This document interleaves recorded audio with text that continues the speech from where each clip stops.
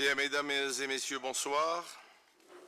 Bienvenue à tout le monde, les anciens et les nouveaux et les nouvelles, les anciennes et les nouvelles. Je déclare la séance du Conseil municipal ouverte. Nous avons les 29 présents, ça fait plaisir, tout le monde est là. Je vous propose de désigner M. Mathieu Vitalien comme secrétaire de séance. C'est de coutume que ce soit le Benjamin. Y a-t-il des contre, des abstentions? Non. Très bien, unanimité, je vous remercie. Approbation de l'ordre du jour. Je soumets à votre approbation l'ordre du jour de ce conseil municipal qui est composé de 33 délibérations.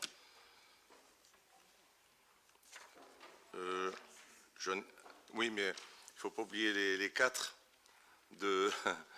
premières de cette mandature qui sont l'installation. Qui est contre? Qui s'abstient? Ah, non, j'ai cru. Je vous remercie. Communication des décisions du maire. Le dossier de séance comporte des décisions du maire dont vous avez pu prendre connaissance. Avez-vous des questions ou des observations à ce sujet? Le téléphone est coupé, s'il vous plaît, tout le monde. Même pas en silence parce qu'il va vibrer, vous allez le regarder. Voilà, c'est gentil, merci. Est-ce que moi-même je l'ai fait? Non.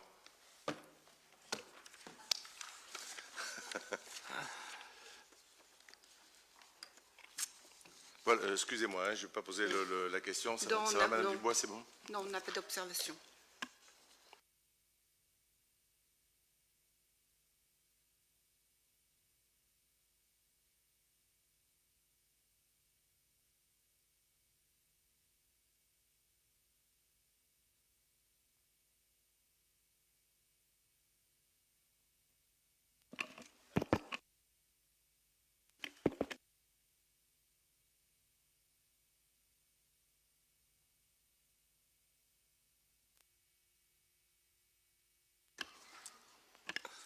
Ah, ici, ça s'allume. Vous faites un test. C'est bon.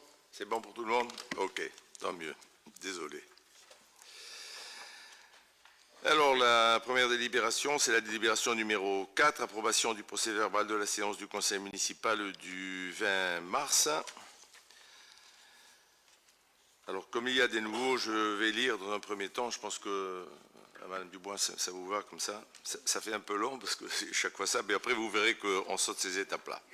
Alors, vu le Code général des collectivités territoriales et notamment l'article L 2121-15, vu le projet de procès-verbal, le procès-verbal de la séance du conseil municipal qui s'est tenu le 20 mars 2026 a été établi par le secrétaire de séance désigné en la personne de M. Mathieu Vitalien. Il est donc proposé aux membres du conseil municipal de l'approuver. Y a-t-il des commentaires? Non, ça ira pour tout le monde. Très bien, unanimité, je vous remercie. Deuxième délibération, la numéro 5, c'est le rapport d'orientation budgétaire pour l'année 2026. Monsieur Varjabédian, s'il vous plaît. Par contre, je voudrais faire une observation, s'il vous plaît, concernant les délégations des adjoints. Est-ce qu'il serait possible de les avoir avant le début de la séance pour savoir qui intervient et pourquoi ils interviennent dans cette délibération? On ne vous les a pas communiqués? Non. Ah. Normalement, ça a été publié sur le site internet. Ah, pardon. Ah. Ben, on va vous les communiquer. Vous avez une liste là? Ok.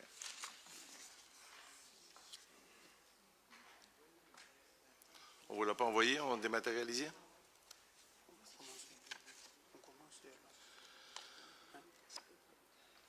Ben, il vaut mieux le faire avant. Autrement, c'est qui et pourquoi? Il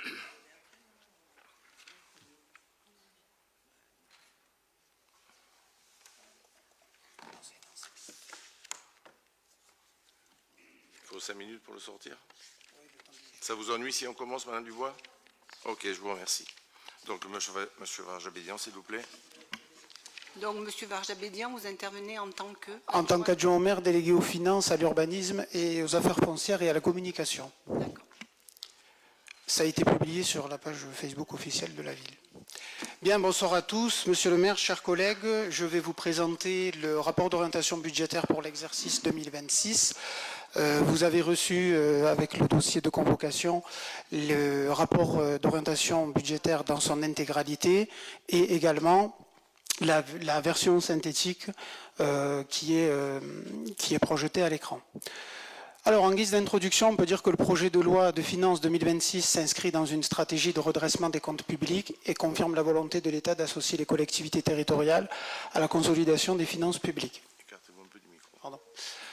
Pour la commune, l'année 2025 a été synonyme d'une maîtrise rigoureuse des dépenses de fonctionnement, avec cependant une hausse de 4,71%, comme nous allons le voir un peu plus tard.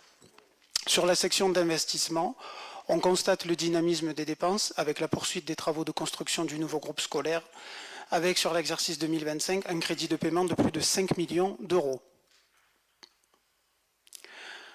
Donc, comme d'habitude, je vais d'abord présenter la section de fonctionnement avec les dépenses et les recettes, et ensuite la section d'investissement avec les dépenses et les recettes. Les dépenses de fonctionnement pour 2026, la hausse prévisionnelle serait de 4,3%. Elle s'expliquerait principalement par la hausse du chapitre 65, qui sera détaillé plus loin. Le chapitre 011, qui correspond aux dépenses à caractère général, est en hausse de 4,43%, du fait de la hausse des coûts de l'énergie et des fluides, et notamment depuis quelques semaines avec l'exacerbation des tensions au Moyen-Orient, la prise en compte de l'ouverture d'un nouveau groupe scolaire à la rentrée prochaine. Le chapitre 012, qui correspond à la masse salariale, aux charges de personnel,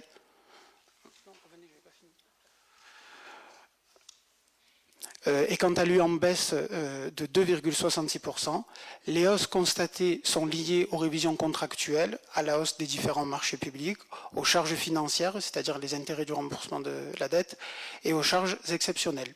En 2026, il faudra poursuivre la rigueur pour contenir les dépenses. La masse salariale, en 2025, elle s'est élevée à 6 378 000 euros, soit une baisse de 4,45% par rapport à 2024. Le transfert de la gestion du périscolaire à une association pour le groupe scolaire Marcel Pagnol et le non-recours à certains emplois saisonniers ont impacté à la baisse. En revanche, elle a été impactée à la hausse par l'effet du glissement vieillesse-technicité. Donc le glissement vieillesse-technicité, c'est la hausse incompressible des salaires. La prévoyance obligatoire qui a été mise en place à partir du 1er janvier 2025 et c'est 1,61% de la masse salariale brute de la collectivité, enfin du salaire brut des agents, pris en charge à 50% par la collectivité. Et la hausse de la cotisation CNRACL, la CNRACL, c'est la Caisse nationale de retraite des agents des collectivités locales.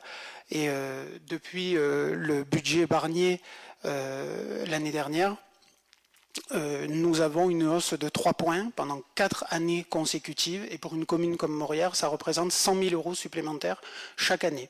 Et malgré ces 100 000 euros, la masse salariale a reculé d'environ 300 000 euros sur l'exercice 2025. Enfin, en 2026, la masse salariale devrait être stable avec des facteurs de hausse tels que la hausse des cotisations de CNRACL, donc de nouveau 100 000 euros cette année, et la mise en place de la participation obligatoire à la complémentaire santé. Ça a été mis en place, ça a été voté par le conseil municipal fin 2025, et la commune participe à hauteur de 15 euros par mois et par agent au contrat de complémentaire santé. Les charges à caractère général, donc c'est le chapitre 011 en dépenses de fonctionnement. Il y a une légère augmentation sur ce chapitre par rapport à l'exercice précédent. Le prévisionnel 2026 atteint 2 395 000 euros, soit une hausse de 4,43% par rapport au BP 2025, mais c'est inférieur au réalisé de l'exercice 2024. On compare toujours un prévisionnel à un prévisionnel et non pas un prévisionnel à un réalisé. Donc il y a une continuité dans la matrice des dépenses à caractère général, puisque je pense qu'avec la situation politique et géopolitique actuelle, malheureusement, on se dirige vers une inflation qui aura tendance à s'accentuer.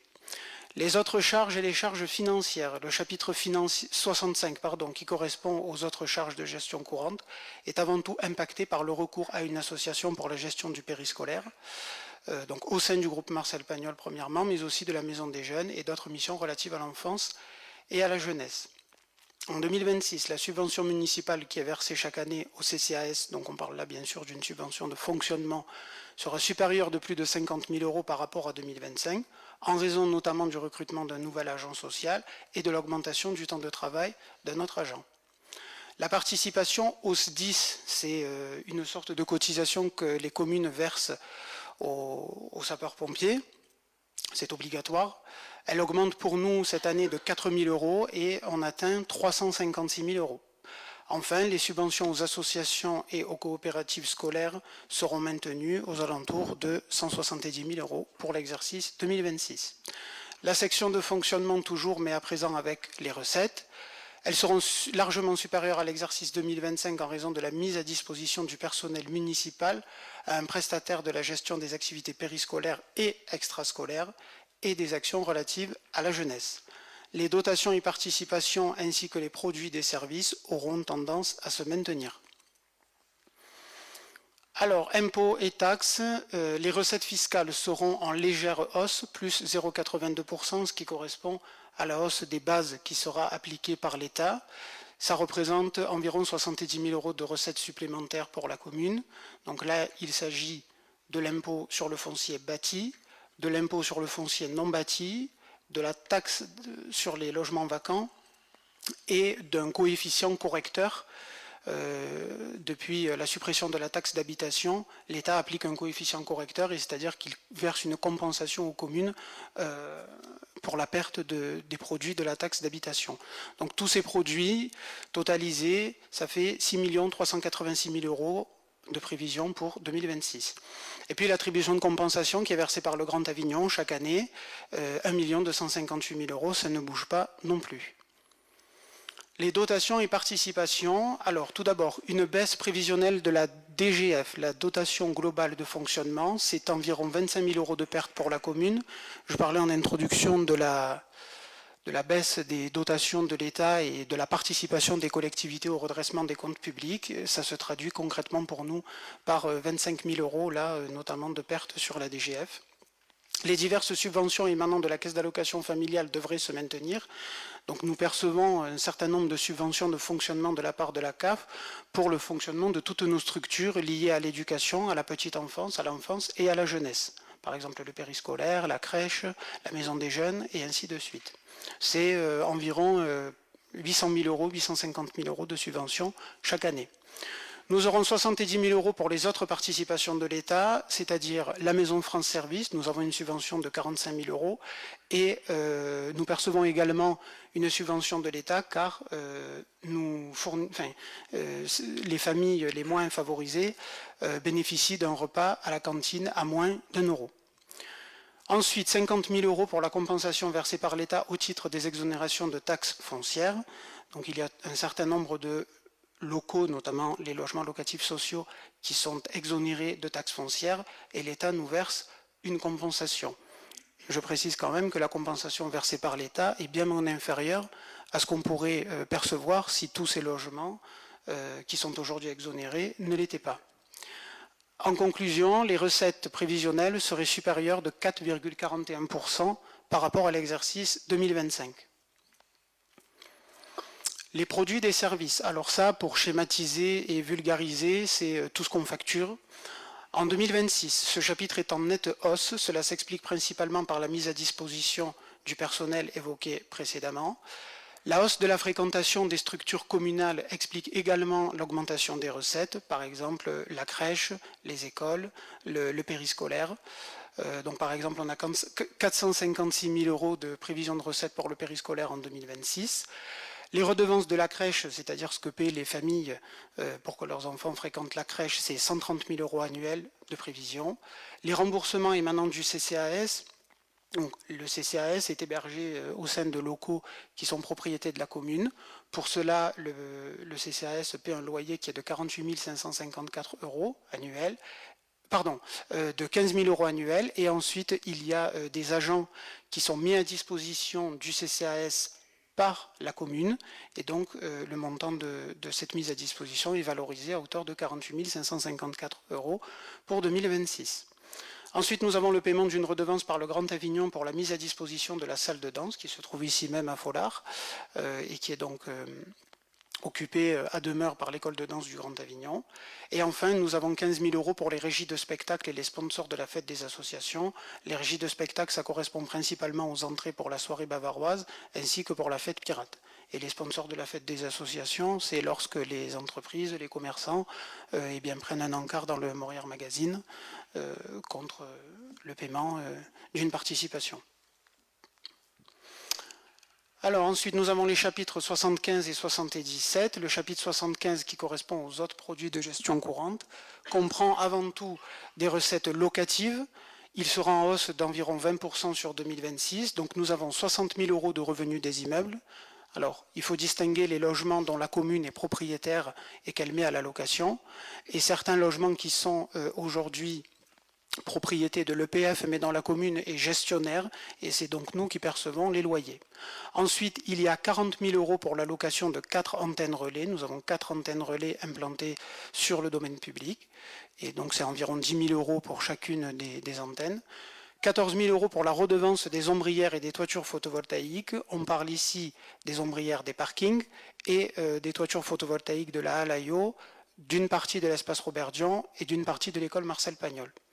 Enfin, nous avons 50 000 € de remboursements liés à la prévoyance et aux divers sinistres sur le mobilier urbain. Alors les remboursements liés à la prévoyance, lorsqu'il y a des agents en maladie, nous on perçoit un remboursement de la part de notre assurance, et les sinistres sur le mobilier urbain, c'est lorsqu'il y a notamment des accidents de la circulation avec de la dégradation de mobilier urbain, on est remboursé par l'assurance des tiers. Et enfin, sur le chapitre 77 qui correspond aux recettes exceptionnelles, à ce jour, aucune recette n'est prévue. C'est un chapitre où, notamment, on intègre tout ce qui concerne, lorsqu'il y a la vente d'un bien communal, c'est une recette qui, par définition, n'arrive qu'une fois, donc elle est exceptionnelle, mais pour cette année, pour l'instant, il n'y en a pas. Bien, je vous propose de passer maintenant à la section d'investissement. Les dépenses d'investissement en 2026, elles concerneront principalement les travaux de la future école, avec près de 3 500 000 € qui seront écrits dans l'autorisation de programme crédit de paiement APCP pour l'exercice 2026. La totalité de l'enveloppe 2025 n'a pas été consommée. On avait prévu 5 500 000, on a dépensé un peu plus de 5 millions. Les chiffres définitifs là, vont nous parvenir prochainement. Donc c'est quand même plus de 90% du prévisionnel qui a été dépensé. Le remboursement du capital de la dette à hauteur de 600 000 €. Donc je précise que quand on rembourse de la dette, on rembourse du capital et des intérêts. Le capital est remboursé sur les dépenses d'investissement et les intérêts sont remboursés sur les dépenses de fonctionnement. Nous aurons la poursuite du déploiement de la vidéoprotection pour 145 000 €, divers travaux de réfection de voirie pour 100 000 €, divers travaux sur les chaudières gaz dans le cadre de notre marché public de performance énergétique pour environ 50 000 €, divers travaux dans les écoles et enfin diverses acquisitions de matériel pour les services municipaux. Les reports 2025 à réaliser en 2026, c'est ce qu'on appelle aussi les restes à réaliser, les RAR. Nous avons divers travaux dans les bâtiments communaux pour 11 916 €, divers travaux de voirie pour 38 000 €, divers travaux sur l'éclairage public pour 2 784 €, c'est le remplacement d'un mât d'éclairage public, l'acquisition d'arbres pour 7 500 € et dispositif de vidéoprotection pour 22 700 €. Le nouveau groupe scolaire, donc comme je l'ai dit, le montant prévu pour 2026 est d'environ 3 500 000 €. Il correspond au paiement des travaux qui seront achevés dans le courant de l'année et au paiement du solde des prestations de la maîtrise d'œuvre.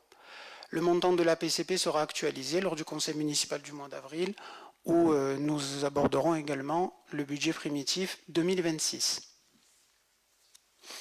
Les autres dépenses d'investissement, 602 000 € pour le remboursement du capital de la dette, 1 million d'euros pour le deuxième versement concernant l'acquisition du foncier des Sumelles. Je me permets de faire une petite parenthèse. Au mois d'août 2025, la commune a procédé au rachat du foncier des Sumelles auprès de l'établissement public foncier PACA pour un coût total de 2 560 000 € avec un différé de paiement. Donc une première traite a été payée de 560 000 € en 2025, la deuxième interviendra en 2026 et la troisième et dernière traite interviendra en 2027. 145 000 euros pour la poursuite des travaux de vidéoprotection, 100 000 euros pour les travaux de requalification de voirie, 50 000 euros pour l'acquisition d'un tractopelle pour les services techniques et 52 000 euros exactement pour les investissements dans le cadre du marché de performance énergétique. Là aussi, je me permets une petite précision. Depuis 2023, la commune dispose d'un marché de performance énergétique. Le titulaire du marché public est l'entreprise Veolia. Elle est chargée de la fourniture d'énergie pour tous les bâtiments chauffés au gaz, de la maintenance de toutes ces structures, également de tout l'entretien des climatisations et il y a une enveloppe en investissement également à hauteur de 52 000 euros et c'est lissé sur 10 ans. C'est-à-dire qu'une année, il est possible que l'entreprise réalise pour 100 000 ou 150 000 euros de travaux et une autre année qu'elle n'en réalise pas du tout, ou qu'elle en réalise peut-être qu'à hauteur de 20 ou 30 000 euros. Mais quoi qu'il en soit, la commune doit verser chaque année 52 000 euros. Les subventions et acquisitions. Donc on prévoit environ 65 000 euros de matériel pour les services municipaux, gilets pare-balles, nouvelle radio pour la police municipale, un poste informatique, des jeux pour la ludothèque, 20 000 euros de subventions pour l'ASA des canaux. L'ASA des canaux de la Plaine d'Avignon a réalisé et continue de réaliser un grand programme de cuvelage du canal Crillon pour éviter les pertes d'eau et assurer un meilleur service aux agriculteurs qui irriguent leurs terres. La commune a été sollicitée en 2024, fin 2024 pour l'octroi d'une subvention. Donc une première subvention a été versée en 2025 à hauteur de 20 000 euros et il sera proposé lors du vote du budget primitif de verser une seconde subvention de montant de 20 000 euros, ce qui portera la contribution totale de la commune sur ce projet à 40 000 euros. 23 000 euros pour le remplacement de poteaux incendie, c'est une obligation. Tous les 2 ans, nous devons faire un état des lieux exhaustif des poteaux incendies présents sur la commune. Et bon, chaque année, évidemment, à l'occasion de ce contrôle, on décèle des pannes et des dysfonctionnements. Donc il y en a qu'il faut remplacer, qu'il faut réparer. 3 000 euros de subvention pour l'aide à l'acquisition des vélos électriques, c'est 100 euros par personne, ce qui fait donc que 30 personnes pourront être aidées sur l'exercice 2026. C'est le cas depuis 2025, 2024 et même avant. Et enfin, une enveloppe a été provisionnée à hauteur de 20 000 euros pour d'éventuelles dépenses imprévues. Passons désormais aux recettes d'investissement. Alors, elles sont alimentées par un excédent reporté de 711 000 euros. C'est-à-dire que en 2025, la section d'investissement est excédentaire à hauteur de 711 000 euros qui seront réinjectés dans le budget d'investissement pour couvrir les dépenses 2026. Nous avons 215 000 euros de produits des cessions. C'est le tracteur des services techniques qui a été cédé, ainsi que la maison rue Jean-Bouin. Donc les 2 cessions ont été actées par délibération du conseil municipal fin 2025. Nous avons plus de 440 000 euros de subventions. Il s'agit de reliquats de subventions qui doivent nous être versés et 439 000 euros de restes à réaliser en recettes qui correspondent également à des reliquats de subventions qui nous ont été accordés au cours des exercices précédents, mais il y a toujours un solde de subvention, en général c'est les 20 derniers pourcents, qui ne sont versés qu'à l'achèvement du projet.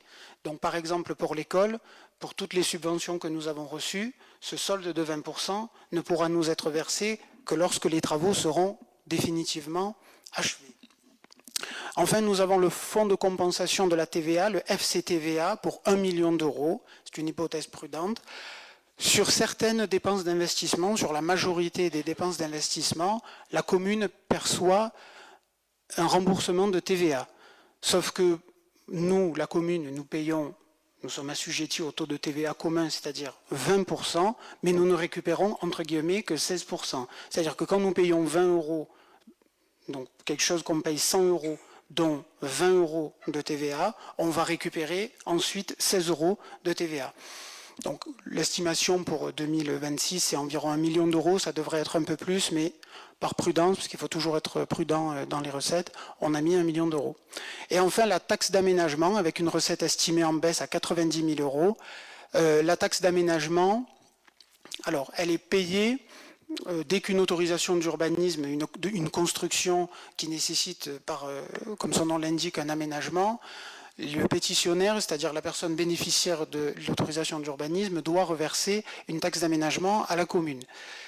Avant, la taxe était due. Admettons, une autorisation d'urbanisme était délivrée en 2025. 50% du montant de la taxe était dû en 2026 à N+1 et les 50% restants à N+2. Il y a eu une réforme il y a 2-3 ans. À présent, la taxe d'aménagement n'est versée que lorsque nous avons la déclaration d'achèvement des travaux. C'est-à-dire que si on délivre un permis de construire en 2025 et que la construction est achevée en 2040, on ne percevra la taxe d'aménagement pour ce projet qu'en 2040. Ce qui a engendré, c'est plus du tout la même chose comptablement parlant. Et au niveau des prévisions budgétaires, il y a un flou total. Et je vais vous donner un autre chiffre pour comparer. En 2022, la taxe d'aménagement, le produit pour la commune, c'était 772 000 euros. Et en 2026, on prévoit 90 000 euros. Donc vous voyez quand même le manque à gagner pour la ville. Et c'est très majoritairement dû, on va dire, à la dégradation du marché de l'immobilier, notamment de l'immobilier neuf, avec une stagnation des constructions et une baisse drastique des nouveaux projets de construction. Les subventions qui nous ont été notifiées, qui ont donc été intégrées dans nos prévisions budgétaires pour 2026, 40 000 euros, c'est le solde de la DETR. La DETR, c'est la dotation d'équipement des territoires ruraux. C'est une subvention d'investissement qui est versée par l'État sur des projets précis aux communes. Donc c'est pour la construction du groupe scolaire. Nous allons percevoir 263 700 euros de reliquat pour le contrat départemental de solidarité territoriale. Aujourd'hui, ça s'appelle le contrat Vaucluse Ambition. Pour la période triennale 2026, 2027, 2028, c'est pour l'aménagement de cheminement doux vers le nouveau groupe scolaire. Et 140 472 euros de solde du fonds de soutien aux communes pour le nouveau groupe scolaire également. En 2021, le Grand Avignon, la communauté d'agglomération du Grand Avignon, a mis en place un fonds de soutien aux communes. Et dans le cadre, et pour Morières, c'est 732 000 euros très exactement. Et près de 700 000 euros qui ont été mobilisés pour le nouveau groupe scolaire. Et c'est une subvention, bien sûr, d'investissement. Conclusion, grâce à un contrôle budgétaire efficace, la commune a maîtrisé ses dépenses en 2025, bien que l'excédent soit moins important que l'exercice précédent. Cet effort se poursuivra en 2026 afin de financer les projets ambitieux de la collectivité. L'effort d'investissement se concentrera pour la dernière année sur le nouveau groupe scolaire, puisqu'en 2026, il sera achevé, avec une enveloppe inférieure à 2025, puisqu'en 2025, on avait quand même inscrit 5 500 000 euros au budget uniquement pour le groupe scolaire, mais toutefois importante, puisqu'on inscrit quand même de nouveau 3 500 000 euros. Donc, on peut dire que la ville de Morières conjugue rigueur budgétaire et politique d'investissement ambitieuse. Voilà, j'en ai terminé pour ma présentation et je suis à votre disposition pour répondre aux questions. Nous souhaiterions revenir sur plusieurs points du rapport d'orientation budgétaire. Une hausse des dépenses qui nous interroge. D'abord, un constat simple, les dépenses augmentent de près de 500 000 euros, soit 4,7% en un an. Vous parlez de dépenses maîtrisées. Avec une telle augmentation, le qualificatif nous semble mal choisi. Mais ce qui pose problème, ce n'est pas seulement le niveau des dépenses, c'est leur évolution. Les charges de personnel baissent, on peut s'interroger. Des économies sont-elles faites au détriment du service public et des agents, alors que la population augmente ? Dans le même temps, vous externalisez la gestion du périscolaire à un prestataire externe pour plus d'1 million d'euros. Moins d'emplois publics sur Morières et une externalisation de ce service à une association marseillaise, c'est votre politique de développement de l'emploi local, les Moriérois apprécieront. La subvention au CCAS augmente de 160 000 euros en un an. Ce n'est pas un ajustement, c'est une décision politique importante que nous voulons saluer ici. Nous ne faisons pas que des critiques. L'endettement de la commune a fortement progressé sous votre précédent mandat et les charges financières augmentent logiquement de plus de 22%. La pression de la dette augmente et nos marges de manœuvre pour les années à venir vont donc se réduire. Vous faites des choix de dépenses. Notre constat est factuel. On ne peut pas dire que les dépenses de la commune sont maîtrisées quand elles progressent de plus de 4,7% sur un an. Une chute des recettes qui fragilise l'équilibre. l'analyse des recettes réelles 2025 peut sembler préoccupante puisque le total des recettes chute de 17%, soit près de 2,5 millions d'euros. Vous avez cédé plus de 3,5 millions d'actifs de la commune sur les 2 dernières années. Vous allez rentrer dans le dur. Vous avez vendu tout ce qui pouvait être cédé et les impôts et taxes progressent de seulement 1,53%. Des chiffres manquent à votre présentation, c'est le résultat produit de fonctionnement, moins les charges de fonctionnement. Il s'élevait à 4 millions d'euros en 2024, mais avec des ventes d'actifs de la commune pour plus de 3 millions d'euros en 2024. On tombe à 1,19 million d'euros avec des cessions d'actifs de 419 000 euros en 2025. Et pour le budget 2026, la différence entre les produits et les charges de la commune, c'est seulement 177 000 euros. Malgré votre maîtrise des dépenses de 4,71%, le constat, ce sont donc des marges de manœuvre qui se réduisent. Bien, merci pour vos observations. Je vais y répondre. Alors, tout d'abord, concernant la hausse de 4,5% qui vous paraît importante, moi, je tiens quand même à saluer, et je pense que tout le monde ici peut le remarquer dans la vie quotidienne. Il vous suffit d'aller à la pompe à essence. Aujourd'hui, le litre de diesel est à 2,22 €, alors qu'il y a quelques semaines, il était à 1,70 € et il y a quelques années, il était à 1,50 €. Ensuite, il y a eu une explosion des dépenses d'énergie. Je vais vous donner un exemple. Nous, au 1er janvier 2024, le coût du kilowattheure a augmenté de 66%. Voilà. Donc là où on payait 100 000 euros, eh bien on paye 166 000 euros. Ensuite, bon, alors, je note que vous n'appréciez pas la baisse des dépenses de personnel. Je m'en étonne parce qu'à quelques années, vous reprochez que notre masse salariale était trop élevée. Bon, vous changez d'avis, c'est votre droit. En ce qui concerne la délégation, le transfert de la gestion du périscolaire et en partie de l'extrascolaire à une association, je pense qu'il ne faut pas être dogmatique. C'est inédit à Morières, j'en conviens. Ça fait maintenant plus de 18 mois que cette association intervient sur le groupe scolaire Marcel Pagnol.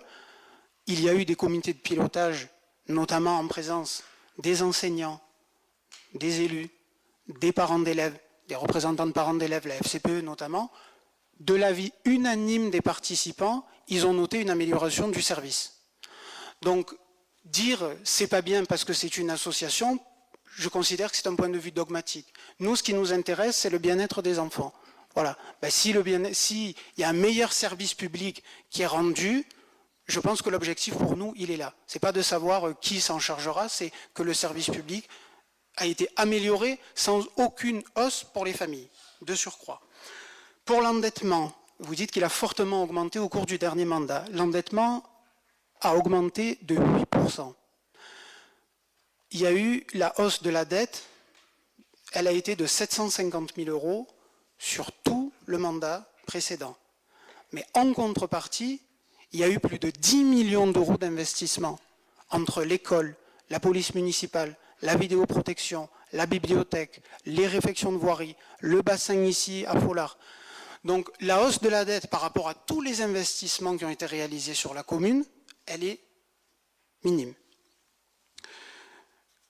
Et enfin, vous parlez des 3,5 millions d'actifs qui ont été cédés au dernier mandat. Bon, pour être tout à fait honnête, il faut dire que sur les 3,5 millions d'actifs, il y avait 2 800 000 euros qui étaient dus à la cession de la résidence Saint-André, la maison de retraite. Donc quand on retire ces 2 800 000 euros, on est à environ 700 000 euros de cession d'actifs sur 6 ans. Et en contrepartie, il y a eu des cessions d'actifs, oui, mais il y a également eu des acquisitions, notamment la gare, avec un nouveau poste de police municipale. Il y a eu la rénovation totale de la bibliothèque d'Akaya avec une extension qui a été créée de plus de 100 mètres carrés. Il y a la construction de l'école. Il y a eu la rénovation énergétique totale de la mairie annexe et l'aménagement des archives dans le sous-sol. Donc d'un côté, on a vendu des ruines et d'un autre, on a réhabilité notre patrimoine et modernisé nos infrastructures. Voilà, c'est tout ce que j'avais à dire.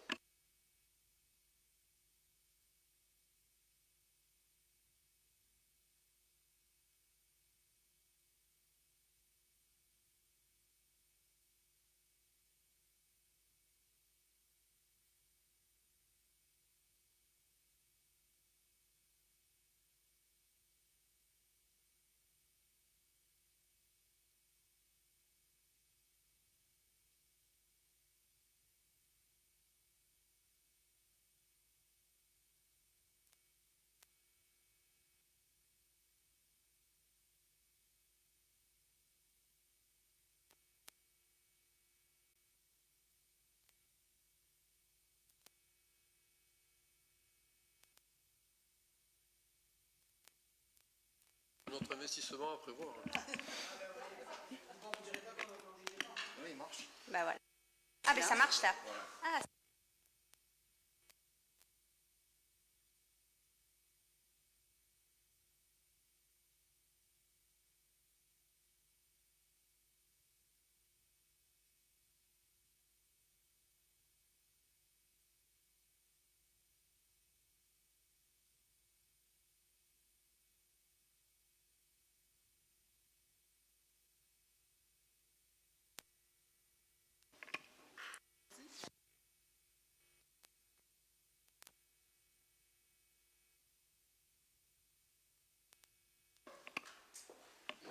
alors là, ça doit fonctionner. Ah, oui, là c'est bon. Ça fonctionne, ouais. Ça c'est bon. Oui, sinon il y a le sans-fil. Bon, je tente comme ça, et si ça ne marche pas, je prends le sans fil. Je m'excusais par avance si je pose des questions novices, parce que c'est mon premier conseil municipal. Donc, je n'ai pas bien compris la réponse, ou peut-être une absence de réponse d'ailleurs, sur la masse salariale. Est-ce que la baisse de la masse salariale, elle s'explique par la baisse du nombre de contractuels permanents?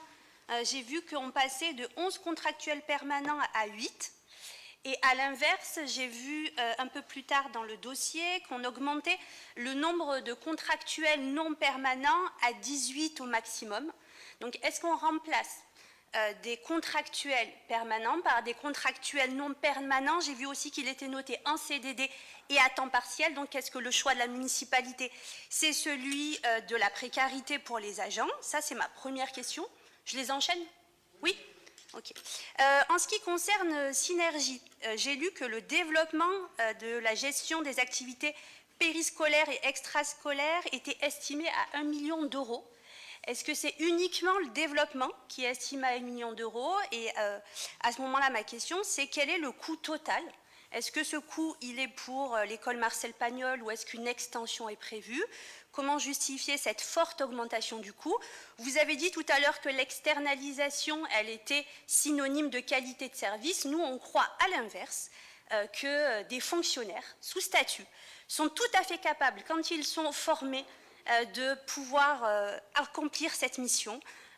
Il faudrait pour cela les former, et ça c'est possible, faire confiance aux ASEM notamment.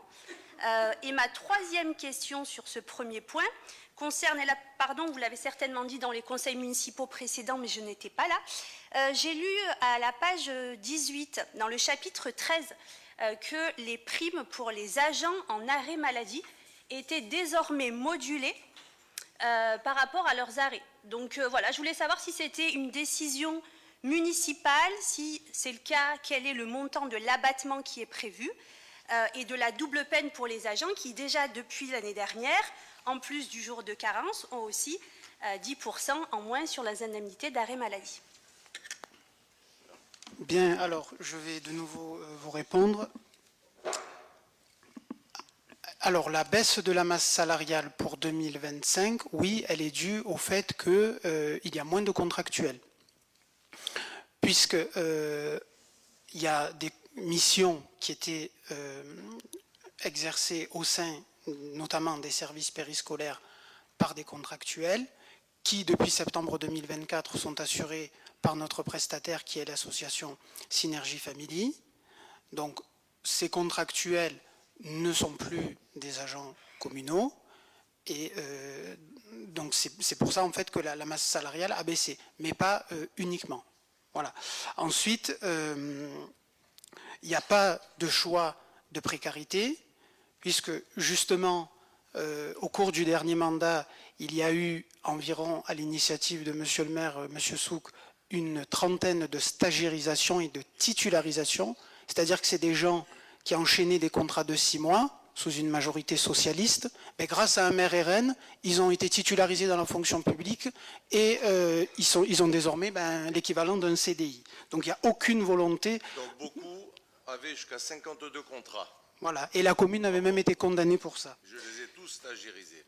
Ensuite, concernant votre question sur le coût donc, du recours à un prestataire extérieur pour 2026, 1 million d'euros, ça comprend tout, c'est-à-dire la masse salariale de tous les agents qui exercent des fonctions dans le périscolaire, l'extrascolaire, l'enfance, la jeunesse, et ça comprend également des charges à caractère général, puisque par exemple pour les activités périscolaires, extrascolaires, il faut acheter du matériel, des fois il y a des locations à faire, etc.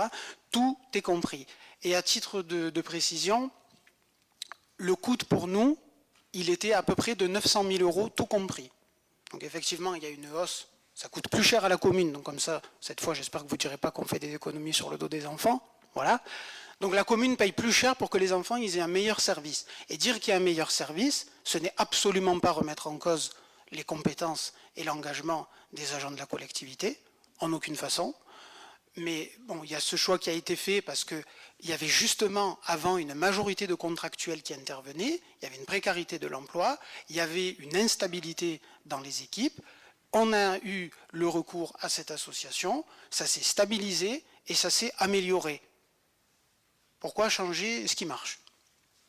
Et concernant votre question sur les arrêts maladie, la modulation du régime indemnitaire, c'est une délibération du conseil municipal qui date, me semble-t-il, de février 2024. Donc la règle est la suivante. Alors vous savez que les agents perçoivent leur traitement indiciaire, c'est la part principale de leur rémunération, et un régime indemnitaire. Ce que les gens appellent communément les primes. Les agents, en cas de maladie, perdent 1/30 par jour d'arrêt maladie, 1/30 de leur régime indemnitaire, et pas 1/30 de leur salaire global. Voilà. Donc ça fait suite à une délibération qui a été prise en février 2024.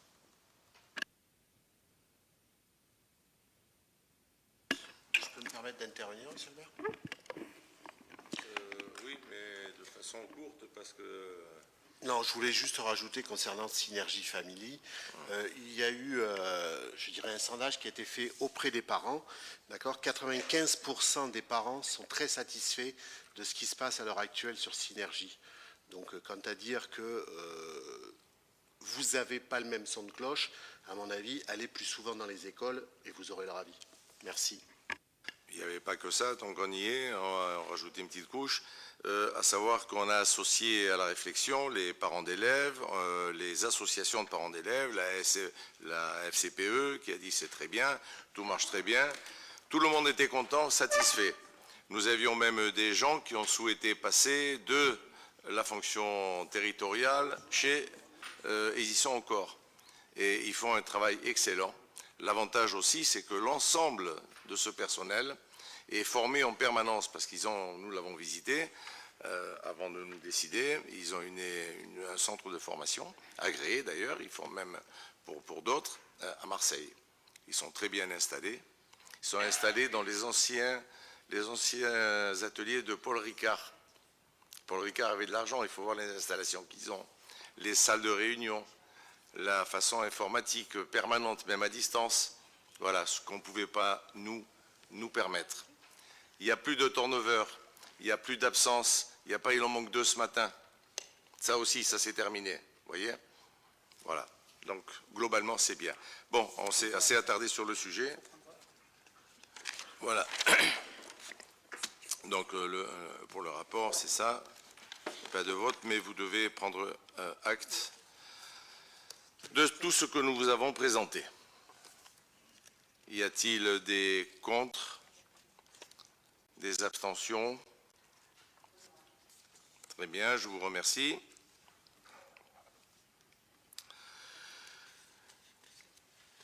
Alors,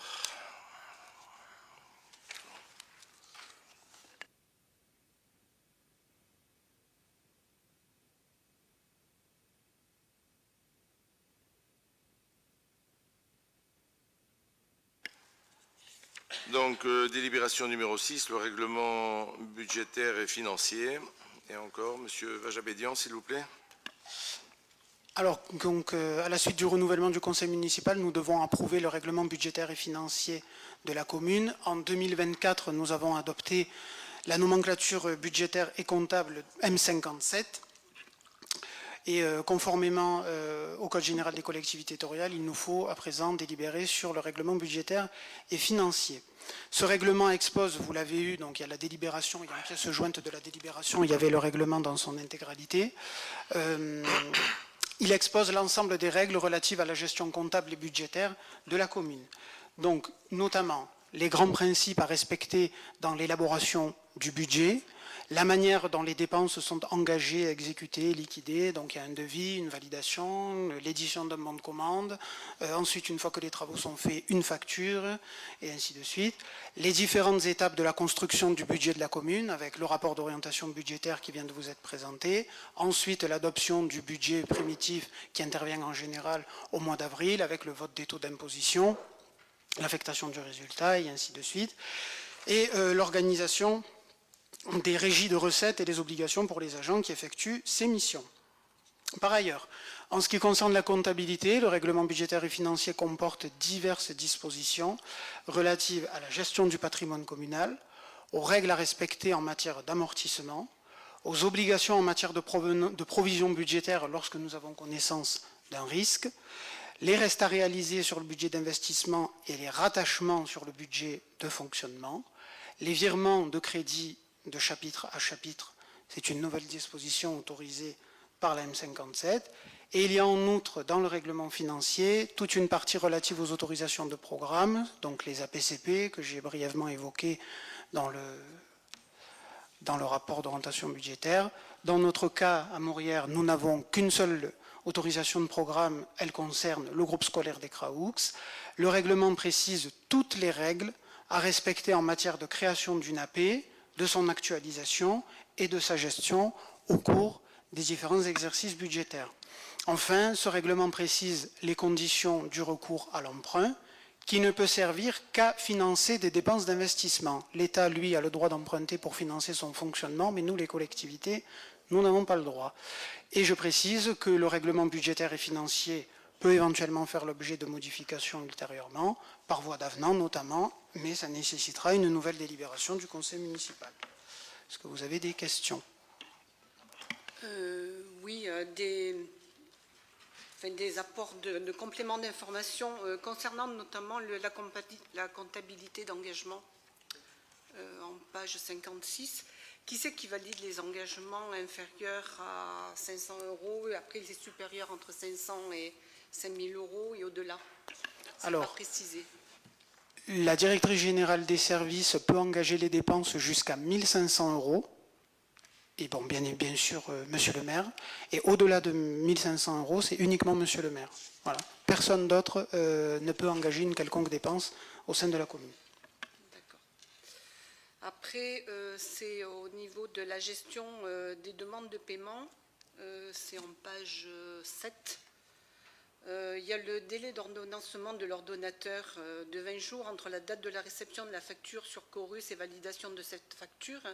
Qui est responsable et quel délai? Normalement, c'est dans 5 jours ouvrés, mais est-ce que c'est... Non, alors, en général, il n'y a pas de délai. Quand ça arrive, il n'y a aucune obstruction. alors, ce qui est communément... c'est 5 jours ouvrés à compter de la réception du dossier. non, ce qui est communément admis, c'est 30 jours. En général, comment ça se passe? Quand nous, on reçoit une facture, on la valide, si bien évidemment le service a été fait ou si le matériel a été fourni. Oui. Ensuite, elle est transmise à la trésorerie, enfin au service de gestion comptable. On donne ordre au service de gestion comptable de payer la facture. En général, bon, ça prend 15 jours, 3 semaines. C'est de ce côté-là que ça coince, c'est pas chez nous. Dès qu'elles arrivent, elles sont réglées, toutes, voilà. petites et grandes. Il peut arriver que de temps en temps, on demande pour des factures, enfin, de façon exceptionnelle, à ce qu'elles soient traitées en priorité au service de gestion comptable, mais c'est vraiment exceptionnel. Voilà. Il n'y a pas si longtemps, ils nous ont prévenu qu'il y avait, je ne sais plus si c'était 5 jours ou 6 jours, quoi. Ils ont fait une mise à jour de leur matériel, donc ils ont tout coupé, quoi, hein, y compris ce qu'on devait percevoir, les recettes, etc., pour le refaire. Donc si ça avait traîné 5 ou 6 jours plus, donc il se peut que oui, qu'il y ait une dizaine de jours. Mais dès qu'elles arrivent, mon principe, c'est on les règle. Du moment que ça fait le tour, DGS l'a vu, le service financier, ça arrive sur mon bureau, bien sûr, je les regarde toutes. C'est ce qui me fait rester des fois tard, parce que je n'ai pas le temps dans la journée. Et si je ne sais pas, n'est-ce pas, Madame DGS, le lendemain, je lui dis, venez m'expliquer, ou à Joris, venez m'expliquer en quoi ça consiste. Voilà. Non, on ne les retarde pas. On n'a aucune raison de les retarder d'ailleurs, malgré ce qu'on peut dire, on a une gestion financière saine. Non, je n'ai pas dit ça, je voulais simplement... Non, je n'ai pas dit que vous l'avez dit, mais il se murmure. Juste les oreilles. En dernier, c'est concernant l'information au conseil municipal. Donc, dans le dernier paragraphe, il est procédé à des virements de crédit de chapitre au chapitre au sein d'une même section. Quel est le seuil? Parce que précédemment, donc, il y a la limite qui est fixée par le conseil municipal à 2,5 millions. Là, par contre, au niveau des virements, il n'y a pas de seuil de noter. Parce que normalement, on doit plafonner à peu près à 7,7%. Le maximum, c'est 7,5%. C'est plafonné à 7,5%. Quand il y a des virements de crédit via ce dispositif, le maire prend une décision municipale. C'est dans le registre des décisions et c'est aussi publié sur le site internet de la collectivité. Voilà. Donc c'est de cette façon que le conseil municipal est informé et que tout le monde est informé puisque les décisions sont en libre accès sur le site de la commune. Okay. Bon, ce serait peut-être important de les rajouter.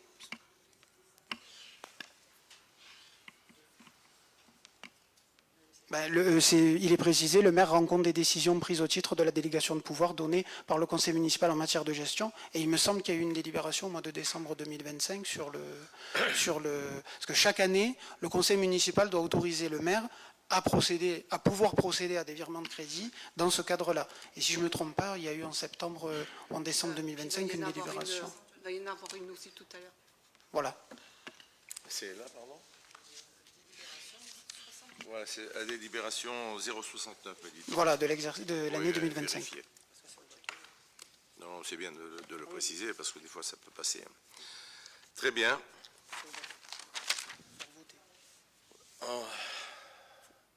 En dehors de ces discussions, c'est vrai que c'est pénible, c'est là. Y a-t-il des contre, des abstentions? Non. Unanimité, je vous remercie. Bien, délibération... Pardon, excusez-moi. Numéro 7, fixation du taux horaire des travaux de régie. Monsieur Varjabédian. Alors, les travaux de régie, ça correspond aux travaux qui sont effectués par les agents communaux et qui visent à améliorer le patrimoine communal. En comptabilité publique, ces travaux doivent être valorisés. C'est une dépense d'ordre en section de fonctionnement et une recette d'ordre en section d'investissement. Concernant la main-d'œuvre, elle est également prise en compte et valorisée à travers la fixation d'un taux horaire. Ce dernier est calculé en faisant la moyenne du coût horaire des agents qui effectuent les travaux. Le tableau qui figure dans la délibération, voilà, il est projeté.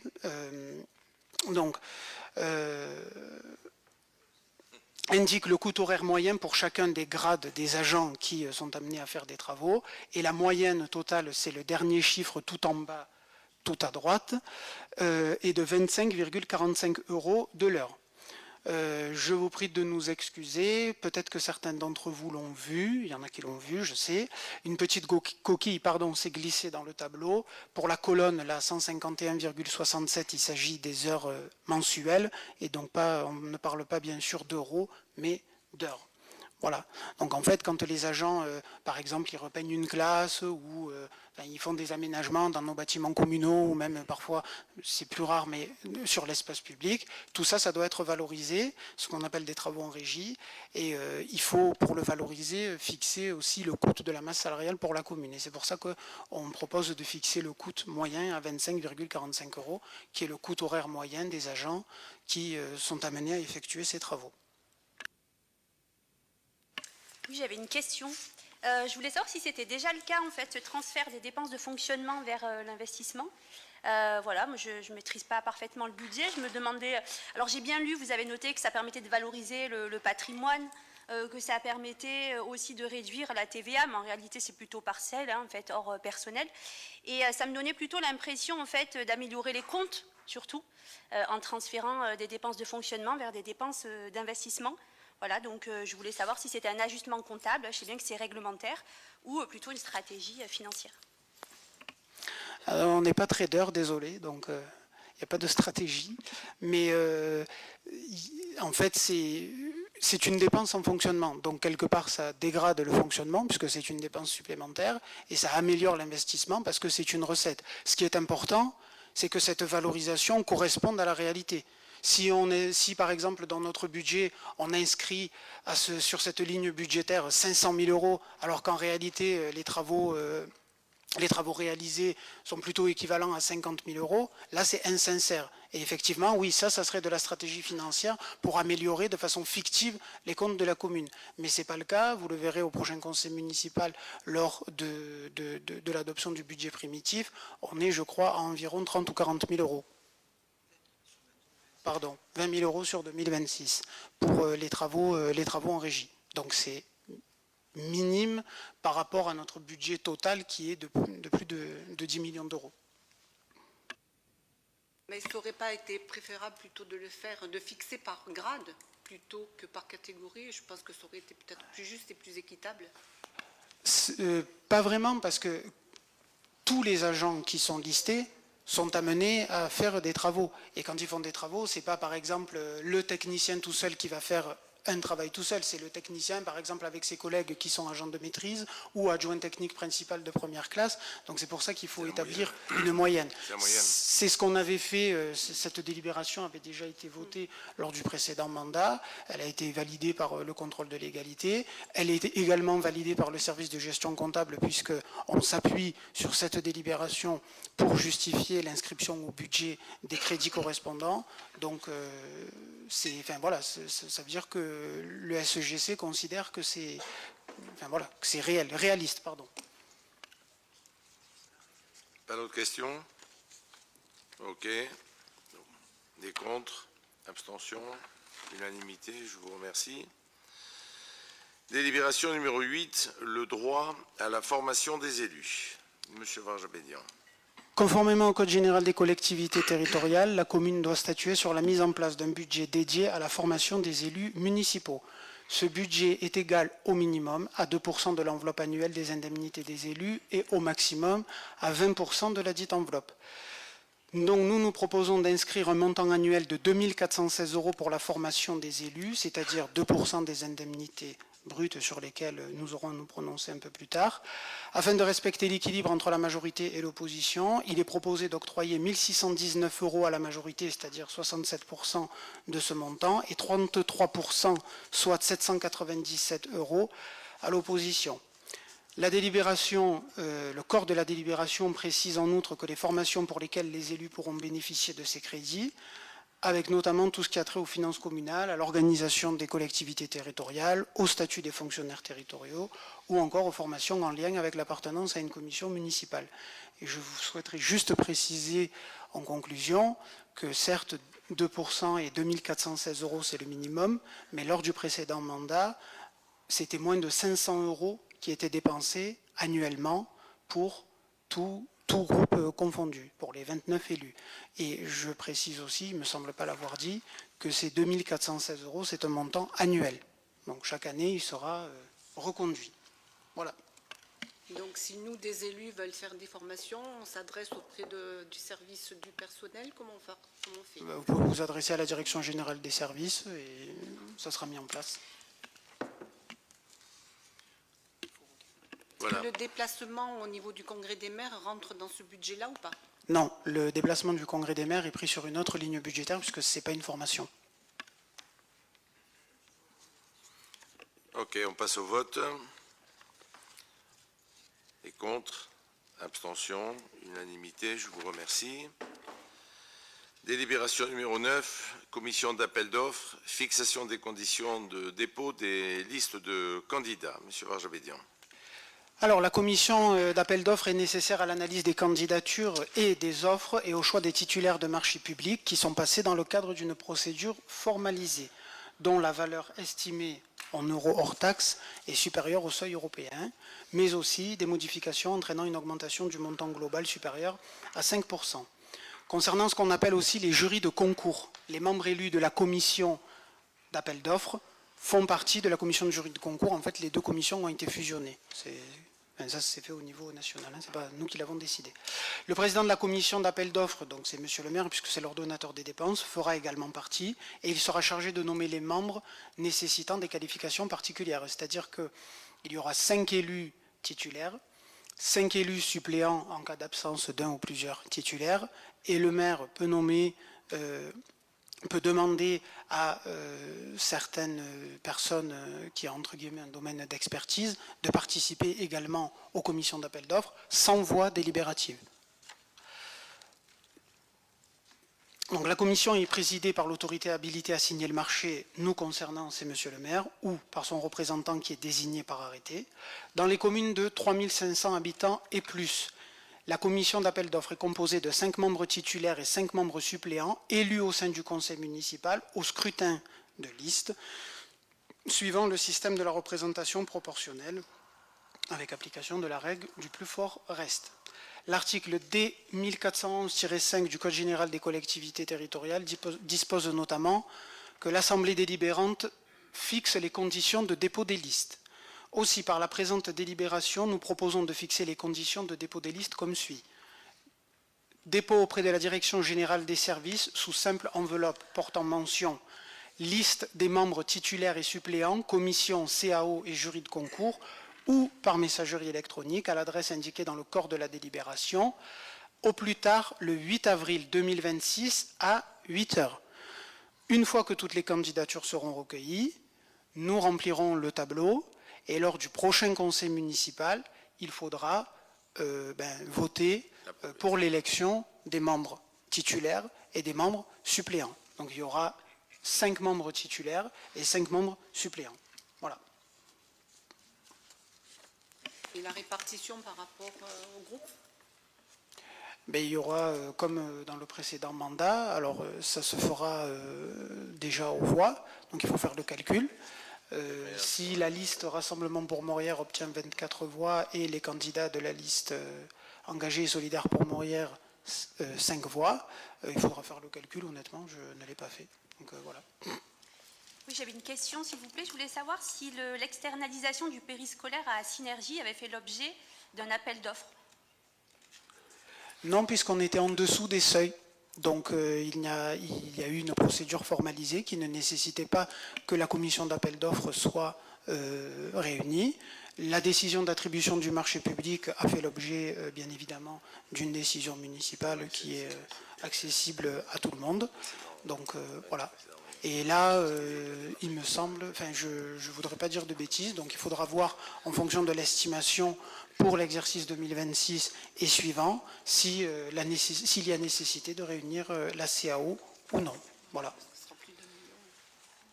Parce que Essayez de connaissez le poser seuil des questions quand vous êtes dans la délibération, parce qu'autrement on ne va pas s'en sortir, on est là 1h du matin. Hein. Oui, je Donc vous prie de m'excuser, c'est vrai qu'il me manque pas mal d'infos, mais c'est clos. Si vous voulez, bon, Madame Dubois a l'habitude avec nous, vous pouvez la poser par écrit, on vous répondra.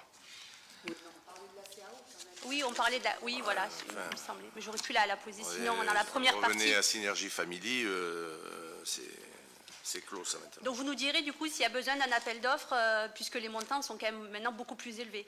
Tout à fait, on fera Merci. l'estimation, voilà, une estimation Bien sera sûr. faite et on verra. Je sais. Ok. Donc pour la délibération question là, y a-t-il des contre, des abstentions? Non, je vous remercie. Adopté à l'unanimité. La délibération numéro 10 au groupement de commandes pour l'intégration, l'hébergement et la maintenance de la solution logicielle d'archivage électronique à Salaï. C'est comme ça qu'on l'appelle? C'est comme ça qu'on l'appelle. Alors, nous avons l'obligation, nous, collectivités territoriales, de mettre en place un système d'archivage électronique avec l'utilisation toujours plus importante des moyens numériques. Conformément au Code du patrimoine, nous sommes propriétaires de nos archives et nous sommes tenus d'en assurer la gestion, la conservation et la mise en valeur. Ainsi, afin de mutualiser les coûts et de les rationaliser, le Grand Avignon a proposé aux communes membres la mise en place d'un système d'archivage électronique. Un appel d'offres sera donc lancé prochainement, à l'initiative du Grand Avignon et pas de la commune, et il convient de délibérer afin de pouvoir intégrer ce groupement de commandes. La convention de groupement de commandes était jointe à la délibération et elle précisait toutes les conditions de passation du marché public, notamment les dispositions financières. Et pour votre parfaite information, ainsi que pour la parfaite information des gens qui nous écoutent et nous regardent, la participation pour le coût de Morières, pour la commune de Morières serait de 3 118 € hors taxe pour la mise en place du logiciel, ça c'est un coût forfaitaire unique, et ensuite 2 762 € hors taxe pour le fonctionnement. Ça c'est un coût annuel. Je rappelle que c'est une estimation qui a été faite par l'assistance à maîtrise d'ouvrage qui a accompagné le Grand Avignon dans la rédaction du marché public et que les montants précis de nos participations ne seront connus que lorsque le marché public aura été attribué.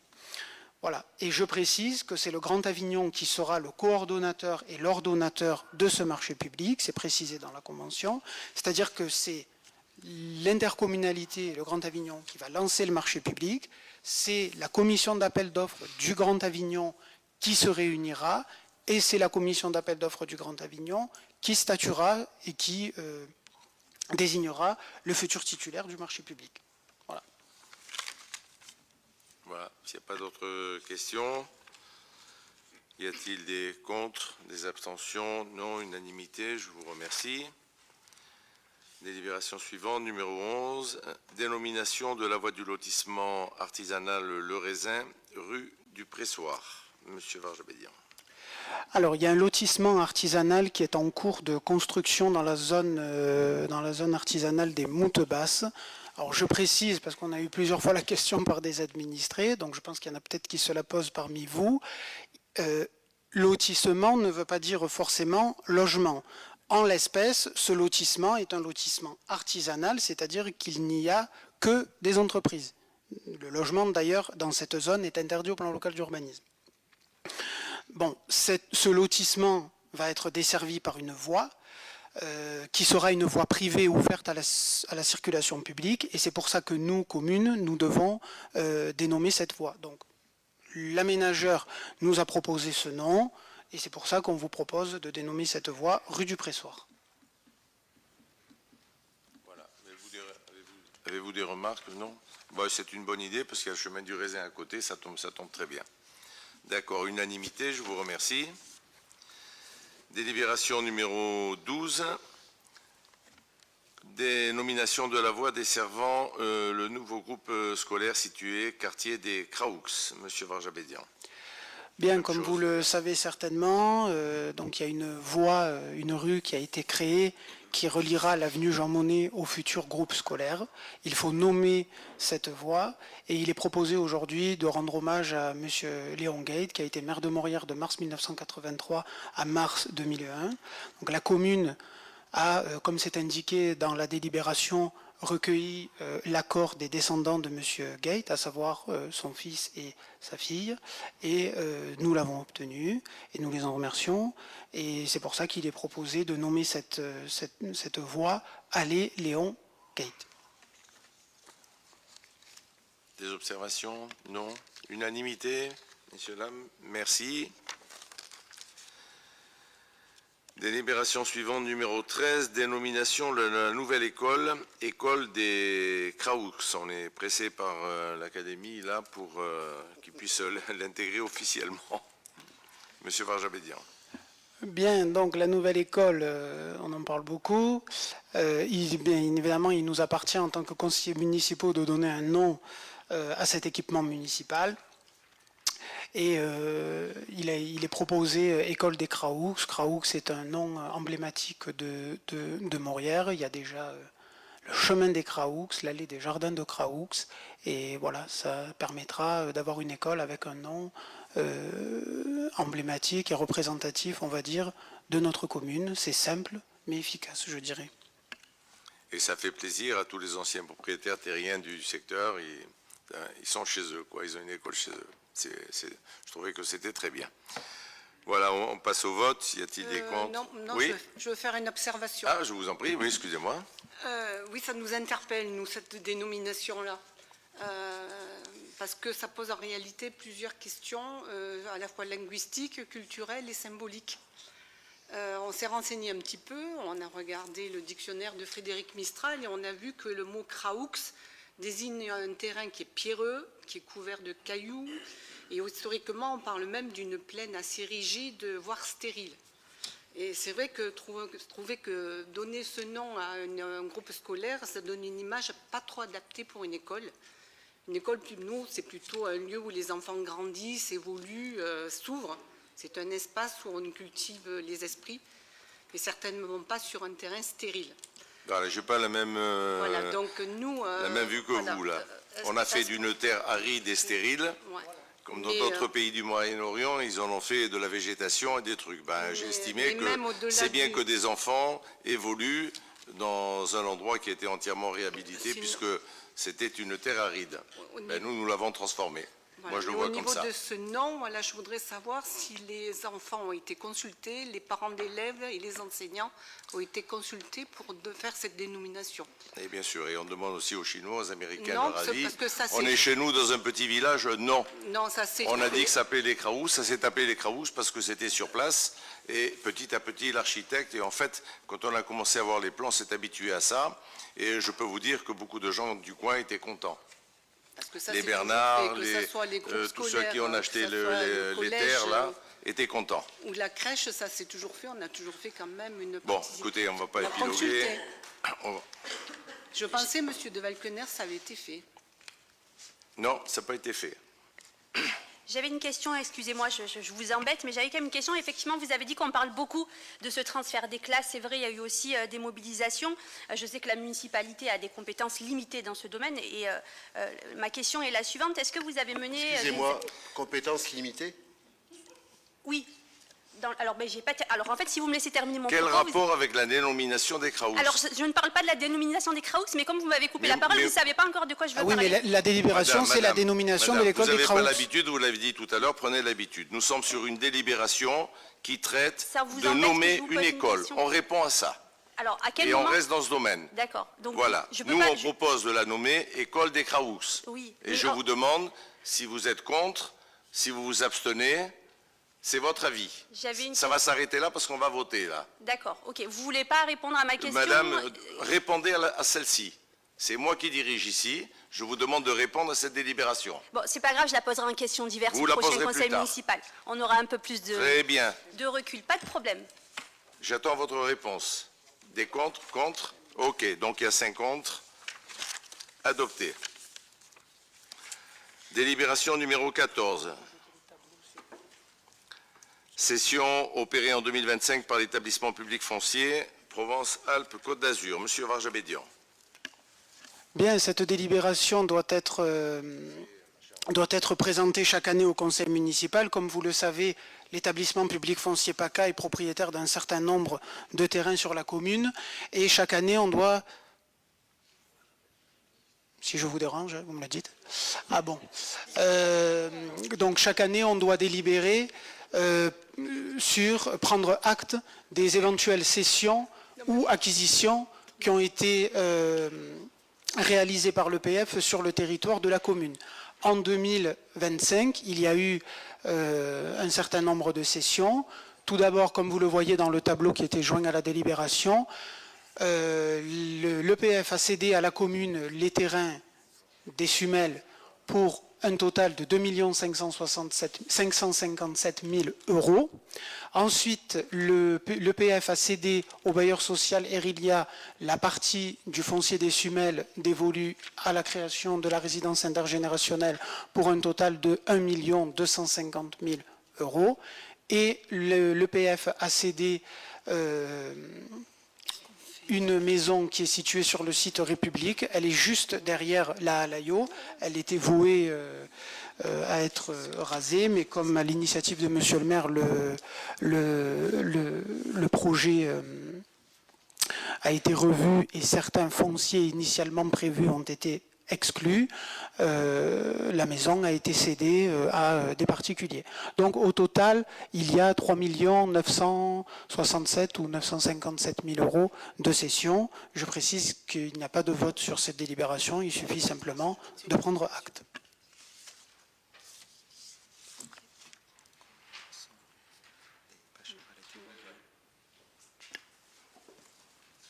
Donc vous avez pris acte. Oui, ça s'appelle comme ça. Délibération numéro 15, création d'emplois non permanents pour faire face à un besoin lié à un accroissement temporaire d'activité. Comme vous le savez, la commune doit régulièrement procéder au recrutement d'agents non permanents afin de faire face à un accroissement temporaire d'activité. Ainsi, il est proposé de créer des postes suivants afin d'assurer la continuité du service public en cas de besoin à partir du 1er juin 2026. Un emploi pour effectuer des missions d'agent administratif polyvalent, 3 emplois pour effectuer des missions d'agent de surveillance des écoles maternelles avec CAP petite enfance, 3 emplois pour effectuer des missions d'agent de service au sein de la crèche, 10 emplois pour effectuer des missions d'agent polyvalent au sein des services techniques et du service entretien, un emploi non permanent relevant du grade d'adjoint technique pour effectuer des missions de distribution de la revue Moria Magazine ou tout autre document, flyer, affiche. Je rappelle que ces recrutements se font pour une durée maximale d'1 an et qu'il s'agit pour certains d'entre eux de temps partiel. Par ailleurs, le nombre de postes présentés ci-dessus représente un maximum, ce qui signifie que certains ne seront bien sûr pas pourvus si cela n'était pas nécessaire. Avez-vous des observations avant que nous passions au vote? Oui, donc ça fait 18 postes non permanents. Hein. Et la délibération précise que certains sont à temps partiel, mais il y en a combien? Il y a combien d'équivalents temps plein et quel est le coût annuel que vous avez prévu pour cette ligne? Mais ça dépendra du nombre qui sera recruté, ça dépendra de la qualification. Je ne comprends pas cette question que vous posez. Vous le savez, vous étiez là avant Vous avez dit un nous. coût maximum, donc. Pourquoi faire un maximum? Il est Non, possible que c'est même pas la noté dans la moitié soit... délibération. Si on tourne avec ce que nous avons, peut-être c'est remplacer des gens en vacances, ou vous savez comment ça fonctionne, c'est récurrent et tous les ans c'est la même chose. Je ne peux pas chiffrer ça. Ça dépend également des contrats qu'ont les personnes qu'on doit Bien remplacer. sûr. Si la personne qu'on doit Et la remplacer, elle a un qualification. temps plein, on recrute un temps plein, mais Madame Dubois, on ne peut pas savoir qui sera absent, par définition. Non, mais ce n'est pas une absence, c'est pour un complément, ce n'est pas pour des absences, là. Les absences, C'est- c'est l'autre délibération. Non, mais c'est entre autres pour des absences, quand il y a besoin de renforts ponctuels. Donc, par définition, il y a toujours une part d'inconnu, et c'est pourquoi on ne sait pas forcément. Par exemple, pour le CAP petite enfance, c'est les personnels qui interviennent à la crèche ou les ATSEM, c'est pas forcément des temps pleins. Et non permanent, c'est simplement pour dire que en fait, les personnes sont en contrat déterminé. C'est ça que ça signifie non permanent. C'est pas des emplois qui sont, voilà, c'est pas comme les emplois par exemple qui sont inscrits au tableau des effectifs, qui sont des emplois permanents de la collectivité. Voilà. Et parmi tous les postes là qui ont été listés par Monsieur le maire, il y en a peut-être certains. En fait, c'est un agent, un contrat. Donc, s'il y a une personne qui est recrutée pour intervenir 5 heures par semaine, c'est un poste. Voilà. Et ça, par exemple, c'est un temps partiel. Ça peut être au ménage, c'est des petits contrats, ça peut être ponctuellement au service technique, ça peut être, enfin ça dépend. Si dans un service ils s'arrangent avec une partie de leurs agents en congé et qu'ils peuvent tourner comme ça parce que l'activité est ralentie, ils s'arrangent. Il suffit qu'il y ait un malade, un blessé, etc. Donc il faut absolument le remplacer. Donc on aura recours à ces postes-là. En gros, c'est comme ça que ça se passe. C'est très difficile à chiffrer et régulièrement, ça ne fait pas des sommes très importantes. Très bien, on passe au vote. Des contre, des abstentions, unanimité, je vous remercie. Délibération numéro 16. Création d'emplois non permanents pour faire face à un besoin lié à un accroissement saisonnier d'activité. Par la présente délibération, il est proposé d'autoriser le recrutement de 2 agents au sein de la crèche municipale afin de pallier à un accroissement saisonnier d'activité. Ces recrutements se feront pour une période de 6 mois. Un premier recrutement interviendrait au 1er juin et le second au 1er juillet. Avez-vous des observations? Là, on sait très bien qui on va remplacer pour les congés. Ouais. Bah oui.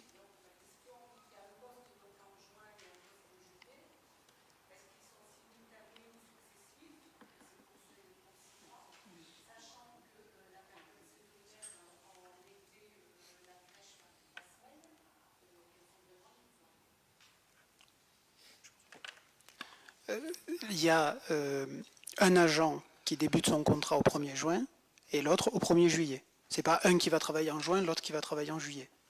Voilà. Et Il y a un en juin et un renfort en juillet, donc ils vont faire mois de juillet à 2. si vous voulez. Voilà. Voilà. Et effectivement, la crèche est fermée une partie de l'été, mais les agents sont là pour plus que l'été. Mais saisonnier, ça ne veut pas dire que juillet-août. Emploi saisonnier, c'est pour 6 mois vous faites ça. Est-ce que quels sont vraiment les besoins au Mais niveau de la au vu des... Alors déjà, par rapport à la délibération précédente, là on est sur un accroissement saisonnier, la délibération précédente on était sur un accroissement temporaire. En fonction des personnels, il y a des contrats différents. C'est pour ça qu'il y a cette distinction entre saisonnier et temporaire. Tout à fait. Donc voilà, c'est ça aussi qui nous impose de faire contrat saisonnier ou en fonction contrat temporaire. Accroissement saisonnier ou accroissement temporaire, pardon. Donc là, au vu des besoins recensés à la crèche, il y a cette nécessité de recruter et quasiment chaque année, on y arrive. Voilà. C'est quelque chose de prévisible qu'on anticipe, sans quoi on ne pourra pas, le moment venu, les recruter. Vous savez très bien comment ça se passe, quoi, hein. Très bien, donc on passe au vote. Les contre, les abstentions, unanimité. Je vous remercie. Délibération numéro 17, recrutement d'agents contractuels de remplacement. Vous voyez que chaque catégorie nécessite, et on ne peut pas faire de confusion. La présente délibération est une délibération au cadre afin d'autoriser le remplacement d'agents titulaires par des agents contractuels sur des emplois permanents. En effet, afin d'assurer au mieux la continuité du service public en cas d'absence prolongée d'un personnel titulaire, la commune souhaite pouvoir procéder au recrutement d'agents contractuels. C'est indiqué dans la délibération, mais je précise à nouveau, il s'agit uniquement de remplacement pendant la durée d'absence d'un agent titulaire. Ce qui veut dire, si il y a une personne malade ou qui doit s'absenter de façon assez longue, ben, il faut bien recruter quelqu'un et qui aura un contrat qui sera renouvelé tant que la personne est absente. Voilà le sens de cette délibération. Y a-t-il des contre? Abstention? Non. Unanimité? Je vous remercie.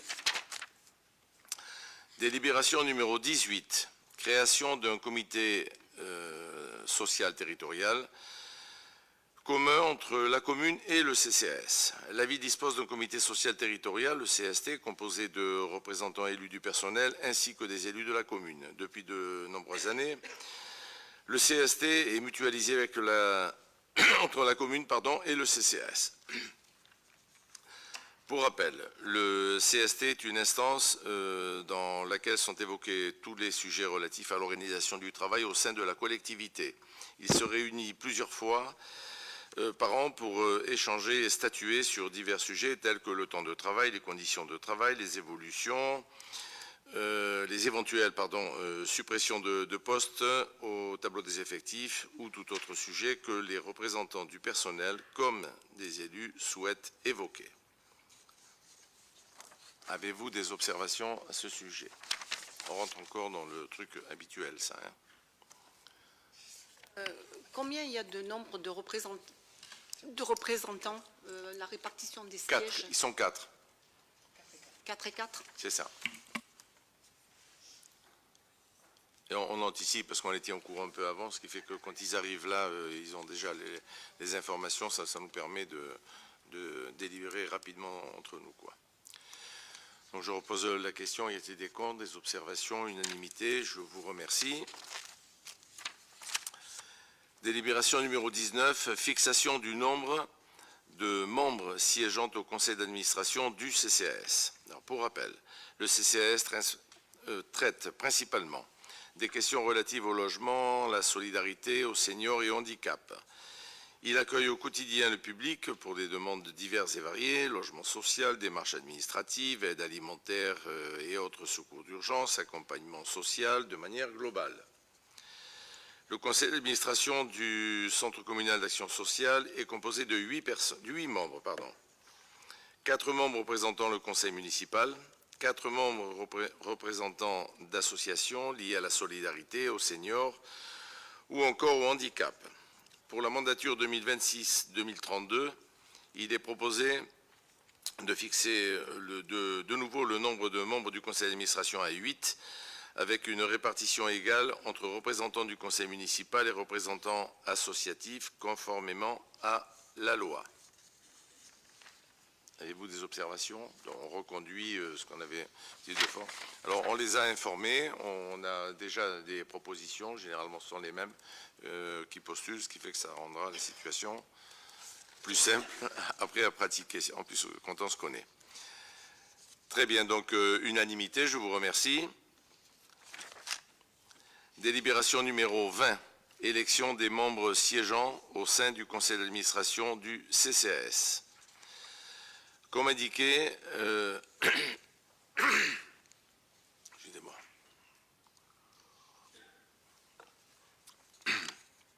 Comme indiqué, la commune doit désigner 4 élus issus du conseil municipal et siégeant au sein du conseil d'administration du CCAS.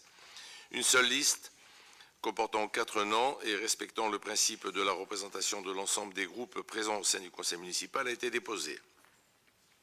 Ont donc fait acte de candidature Madame Pratt Catherine, Madame Flamini Florence, Madame Fatici Fabienne, Madame Dion Lucille. Je rappelle qu'en tant que maire, j'assurerai les fonctions de président du CCAS et présiderai ainsi les séances du conseil d'administration. Les 4 membres représentant les associations seront quant à eux désignés après avoir fait acte de candidature auprès du CCAS. Que je vous dis tout à l'heure, on les a reçus encore aujourd'hui. Un appel à candidature a d'ailleurs été lancé en ce sens il y a quelques jours. Voilà, je vous propose donc d'approuver la liste des candidatures au conseil d'administration du CCAS. Êtes-vous d'accord tous? Unanimité, je vous remercie pour eux. Délibération numéro 21, désignation des membres du syndicat d'énergie vauclusien. La ville de Morières est membre depuis plusieurs années du syndicat d'énergie vauclusien, le SEV. Elle dispose d'un siège de représentant titulaire et d'un siège de représentant suppléant au sein du comité syndical. Aussi, par la présente délibération, il est proposé de désigner comme représentant de la commune Madame Flamini Florence en tant que titulaire, Monsieur Coste Ludovic en tant que suppléant. Pour la parfaite information de tout le monde, je rappelle que Madame Flamini occupe les fonctions, au fur et à mesure qu'ils interviennent, comme ça, on vous les nomme, d'adjointe déléguée aux syndicats intercommunaux et à l'environnement. Elle est donc la personne toute désignée pour représenter la ville au SEV. Le SEV intervient sur la commune pour des projets de modernisation de l'éclairage public, mais également d'enfouissement de divers réseaux, notamment le réseau téléphonique. Je vous propose de passer au vote. Si vous avez des observations, non. On peut considérer unanimité, tout le monde. Très bien, je vous remercie. Délibération numéro 22. Désignation des membres du syndicat mixte forestier. Il n'y en a pas 50, il n'y en a pas beaucoup, mais on est obligé de dépasser un par un. Là aussi, il s'agit de désigner les représentants de la commune au sein de ce syndicat mixte dont la commune est membre depuis plusieurs années. Pour rappel, il s'agit d'un établissement public de coopération internationale, le PCI, créé en 1987, qui regroupe le conseil départemental de Vaucluse, 136 communes et 2 intercommunalités. Il œuvre dans le domaine forestier, plus particulièrement dans les travaux et la gestion des ouvrages préventifs de défense de la forêt contre l'incendie, des FCI. Il apporte également aux collectivités adhérentes une assistance technique ainsi qu'une aide de montage de dossiers à la recherche de financement, à la maîtrise d'œuvre et à la réalisation des projets. Je vous propose donc de désigner comme représentants Madame Flamini Florence, membre titulaire, et moi-même, membre suppléant. Je vous propose de passer au vote. Unanimité, tout le monde, je vous remercie. Délibération numéro 23. Désignation du représentant de la commune au sein du conseil d'administration du collège Anne-Franck.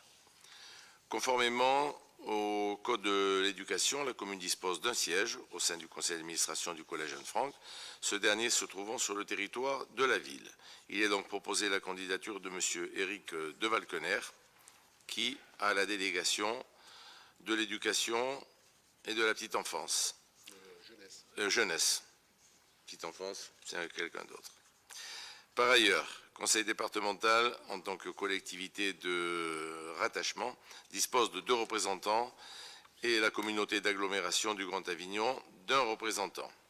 Je vous propose de passer au vote. Y a-t-il des contre, des abstentions?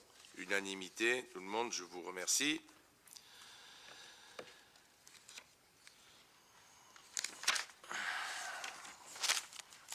Délibération numéro 24, désignation du représentant de la commune au sein des conseils d'école. La commune dispose sur son territoire de 2 écoles maternelles et de 2 écoles élémentaires à ce jour. Chaque établissement dispose d'un conseil d'école au sein duquel siègent des représentants de parents d'élèves, des enseignants et des élus de la commune. Pour rappel, le maire est membre de droit de chaque conseil d'école. Le conseil municipal doit en outre désigner un de ses membres pour y siéger. Aussi, il est proposé la candidature de M. Éric de Valkener afin de représenter la commune au sein des conseils d'école suivants. École maternelle agricole Perdiguier, école maternelle Marcel Pagnol, école élémentaire Marcel Pagnol, école élémentaire Jules Cassini. Je vous propose de passer au vote. Y a-t-il des contre, des abstentions? Unanimité, je vous remercie. Délibération numéro 25, création des commissions communales et de leurs membres. Les commissions communales ne sont pas des instances obligatoires. Cependant, afin d'améliorer l'information des conseillers municipaux et de préparer au mieux les conseils municipaux, il est proposé de créer 8 commissions municipales sur les sujets suivants: finances, éducation, enfance, jeunesse, urbanisme, environnement, travaux, sécurité, culture, festivités, cérémonies, développement économique, commerce et artisanat, petite enfance et sport et vie associative. Après avoir recueilli les souhaits des conseillers municipaux de la majorité comme de l'opposition, une proposition a été transmise pour chacune des commissions. Cette commission figure dans la délibération qui vous a été transmise, qu'on peut voir également à l'écran. Voilà, c'est parfait. Ainsi, chaque commission serait composée de 5 représentants de la majorité et d'1 représentant de l'opposition, comme cela était le cas sous la précédente mandature. Voilà, je vous propose de passer au vote afin de valider les 8 commissions ainsi que la composition de chacune d'entre elles. Où voulez-vous que nous les nommions? Je pense que vous les avez vus, vous les connaissez tous. Très bien. Pas de contre, pas d'abstention. Unanimité, je vous remercie.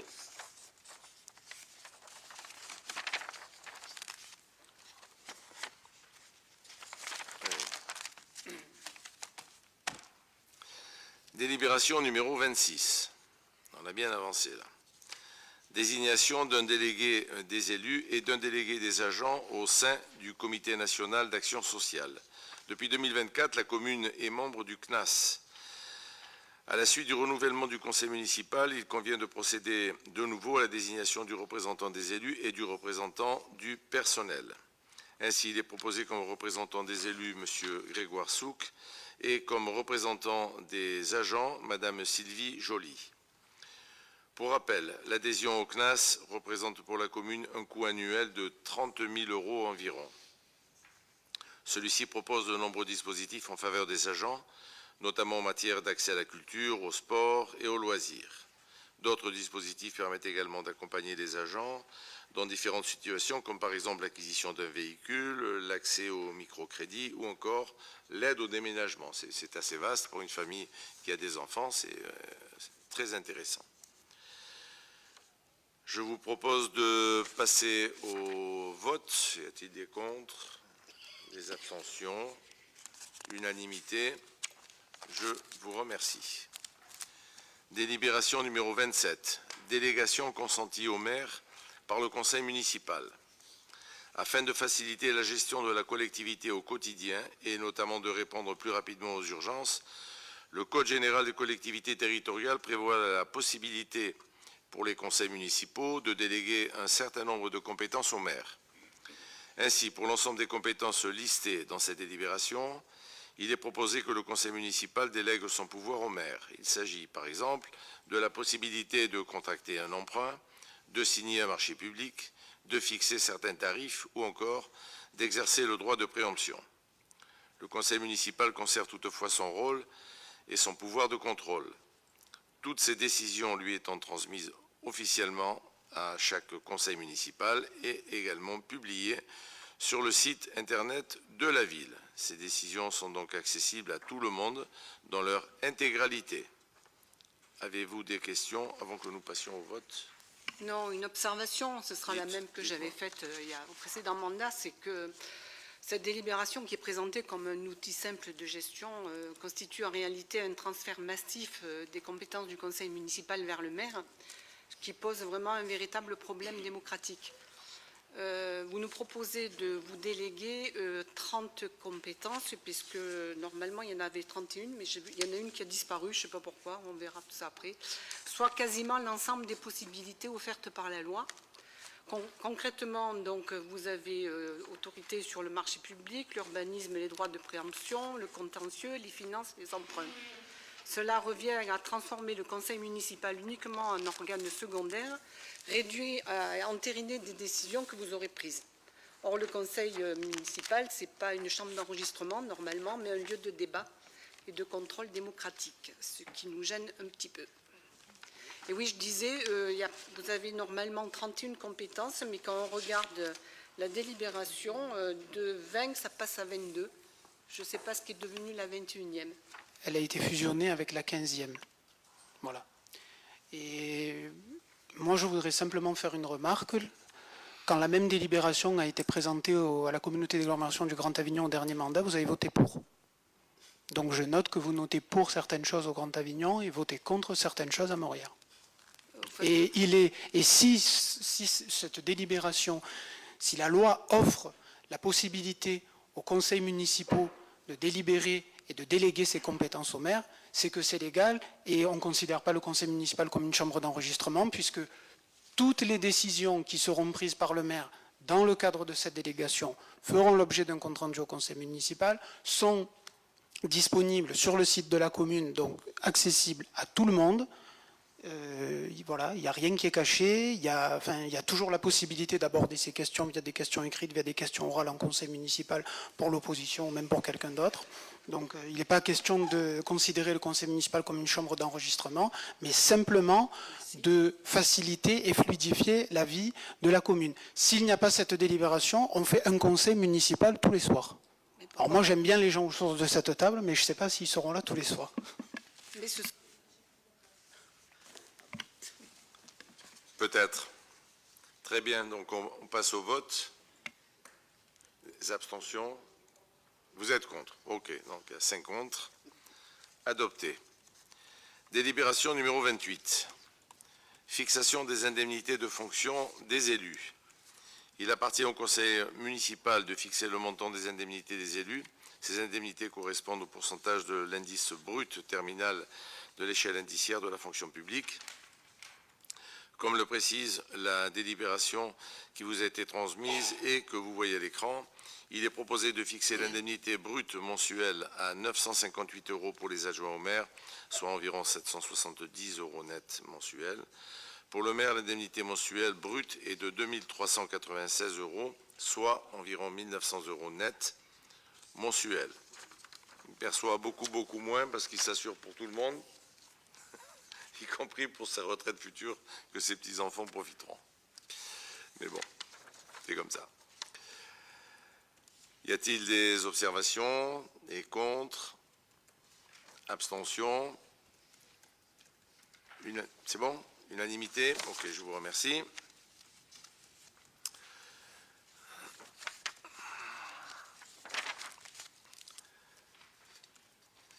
Alors, délibération numéro 29.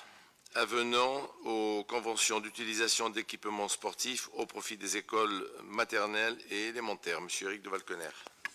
Bonsoir à tous. Comme tous les ans, on revient sur des conventions où l'on fait des avenants pour la piscine à Marcel Pagnol élémentaire et maternelle, à Cassini et à Perdiguier. Encore une fois, et ce depuis 3 ans, on investit sur les petits en maternelle en leur octroyant des créneaux de piscine, ce qui ne se fait pas dans les autres écoles. Donc, c'est une délibération que l'on prend tous les ans. Donc, je vous fais grâce de la lecture et de la lecture des conventions. Excusez-moi, monsieur le maire, moi j'aurais une question. Est-ce que vous pourriez nous rappeler, Eric, s'il vous plaît, le montant de l'augmentation cette année? 6 000 euros. Voilà, donc ça, vous voyez, monsieur Fouin, c'est des dépenses de fonctionnement supplémentaires. J'avais une question, j'ai pas vu le... Pardon. J'ai pas vu Cassini, peut-être que je l'ai raté. Du coup, Il n'y a pas d'avenant. Il n'y a pas d'avenant pour Cassini, d'accord. J'avais une autre question. Je crois qu'avant ces séances de piscine, elles se faisaient à Montfavet. Alors, je crois que la piscine a été rénovée, puisqu'effectivement, vous le dites, et ça coûte cher, et vous l'avez écrit. Est-ce qu'il y a une possibilité d'avoir une convention à Montfavet? Est-ce que ça coûterait moins cher? Non, puisqu'on nous a mis dehors de Montfavet. Il y a plusieurs années, mais demandez à Madame Dubois, elle est au courant, puisque c'était déjà une question qui nous a été posée par Madame Dubois en conseil municipal en 2024 ou 2025, si je me souviens bien. Alors, juste si je peux me permettre, j'étais pas là avant, du coup, je pose mais des c'est pour ça questions. que Non, parce qu'à plusieurs pour ça que- reprises, vous avez dit... C'est pour ça. Ok, très bien. C'est Merci. pour ça que je vous réponds, Madame. Parfaitement justifié. Quoi. Ben, si vous ne voulez pas, on ne va pas insister. Mais c'est dommage, ça coûterait beaucoup moins cher et le coût écologique serait plus faible aussi. Comment vous savez que ça coûterait moins cher? Moi, j'imagine pour le coût du transport, vous parliez tout à l'heure notamment du transport, savez que du pour le prix coût du de transport, ce l'essence, sont des le forfaits. le coût écologique. Bon. Ouais, le coût écologique, ce sont des forfaits, d'accord, par voyage qui sont faits. Pour votre information, une séance de piscine coûte 46 € à l'heure actuelle. Qu'est-ce qui nous revient le plus cher? Ce sont les transports de bus. C'est ce que je disais, je parlais du transport. Justement, que vous alliez à Montfavet ou au Pontet, c'est exactement pareil en termes de kilomètres, madame. Vous êtes à égale distance. Pas en termes écologiques. Vous les des règles, moi je vous l'accorde. Je vous l'accorde. Merci. Je vous l'accorde. Très bien. Donc, on vote des contre, abstention, unanimité. Je vous remercie.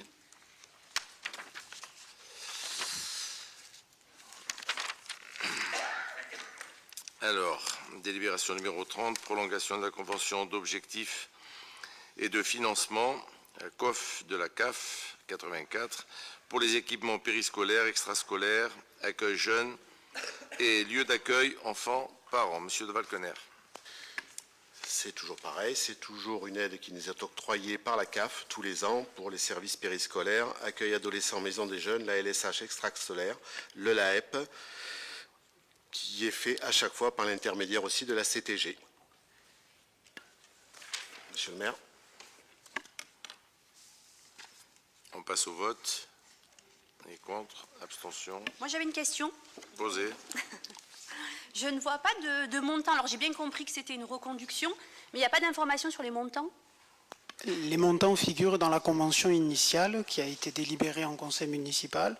On peut vous la transmettre Oui, si vous le puisque souhaitez. c'est un nouveau conseil municipal, je veux bien avoir l'information, Oui, puisque là, on nous très bien. demande de voter, de délibérer pour une convention, et me semble-t-il, il n'y a pas de montant, il y a même un petit trou à la place du montant, donc ça serait bien de faire comme si c'était un nouveau conseil municipal. Merci. On vous transmettra ça. Très bien, donc, on considère unanimité ou c'est bon? Ok, je vous remercie.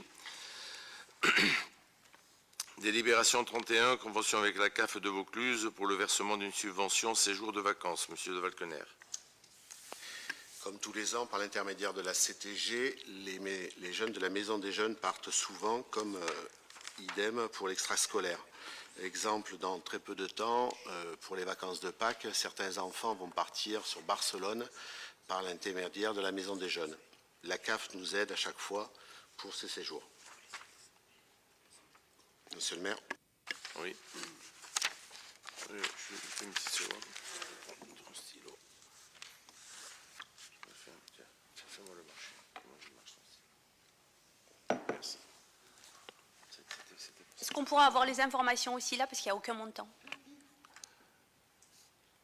juste une seconde, s'il vous plaît. C'est ça.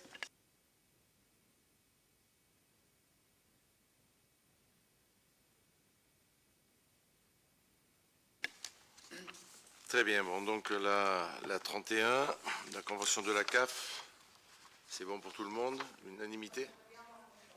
Ah, le montant, ben, on vous le transmettra. Ok. Délibération numéro 32. Convention de mise à disposition de minibus du collège Anne-Franck au profit de la commune. Monsieur de Valconer. Depuis la 4e année, avec le collège, on crée un partenariat de prêts réciproques, aussi bien du collège vers la municipalité que de la municipalité vers le collège. Donc là, on parle du minibus du collège au profit de la commune et qui bénéficie à la LSH extrascolaire ainsi qu'à la maison des jeunes. Ça permet de véhiculer 18 enfants à chaque fois ou par 2 groupes de 9. Monsieur le maire. Voilà, en fait, on reconduit ce qui se produit déjà, quoi, hein. Donc, pas de contre, pas d'abstention, unanimité, je vous remercie. Convention de mise à disposition c'est le contraire, d'un minibus communal au profit du collège Anne-Franck. Bon, c'est exactement l'inverse, afin que chacun puisse disposer du minibus de l'autre de façon légale. Si vous cherchez l'immatriculation, on a marqué l'immatriculation aussi. Il n'y a pas le prix, mais il y a l'immatriculation. Il y a envie de plaisanter, pas moi. Je vous signale, mesdames et messieurs, que c'est l'anniversaire de ma femme ce soir. J'ai promis de ne pas rentrer trop tard. C'est pour ça que j'essaye d'éviter les plaisanteries. Très bien. Pour notre véhicule prêté à Anne-Franck, unanimité. Je vous remercie. Délibération numéro 34. Convention de mise à disposition d'un minibus communal au profit de l'association Synergie Family. C'est même affaire. Monsieur de Valconer, vous rajoutez quelque chose? Non. Non, c'est le même principe. Tout le monde est d'accord? Oui? Très bien. Donc, approuvé, je vous remercie. Délibération numéro 35. Création d'un tarif CME, journée citoyenne. Monsieur de Valconer. Bonsoir. Comme nous l'avions prévu il y a 2 ans, et on n'a toujours pas abandonné le CME, le 7 avril, 8 enfants vont pouvoir bénéficier de ce voyage sur Paris pour visiter l'Assemblée nationale. On a eu la possibilité de visiter l'Assemblée nationale et le Sénat, malheureusement à des horaires différents et qui ne sont pas compatibles. Donc on a laissé le choix aux enfants la semaine dernière et ils ont choisi de visiter l'Assemblée nationale. Ils visiteront aussi par bateau-mouche la Seine pour faire le tour de l'île de la Cité. On leur demande une petite participation de 50 € par enfant. Monsieur le maire. Oui, une remarque là-dessus, sur la participation financière de 50 €. Pour 8 enfants, il nous semble qu'il est possible de revoir et d'annuler cette participation.